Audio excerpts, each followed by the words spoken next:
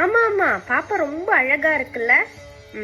இந்த பாப்பாக்கு பாப்பா பிறந்தாலும் உனக்கு எதுவும் நடக்காது.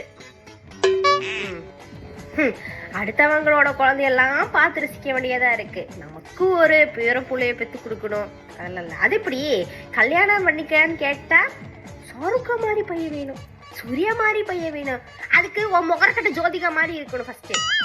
ஆளு மண்டகம் 7 கழுத வயசாச்சு, அப்பாக்கும் அம்மாக்கும் வயசாயிட்டு இருக்குது. ஏதாச்சும் நல்ல விஷயம் பண்ணுவோம். அதெல்லாம் இல்ல. அம்மா அப்பா பேச்ச கேட்கணும். அதெல்லாம் இல்ல. காக்கனை பார்த்துட்டே திரியறது கேட்டா ஆணிமே நோனிமே ஃபர்ஸ்ட் அந்த பொண்ணோட கல்யாணத்துக்கு போனேன். அதுக்கப்புறம் அந்த பொண்ணோட குழந்தையோட போட்டோவும் எனக்கு காமிச்சு தர. இனி அந்த குழந்தைக்கும் கல்யாணம் நடக்கும்.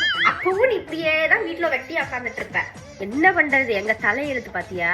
அடுத்தவங்க குழந்தையெல்லாம் போன்ல பார்க்க வேண்டியதா இருக்குது. கடவுளுக்கு தான் வெளிச்சம். என்ன நடக்க போகுதுன்னு தெரியல.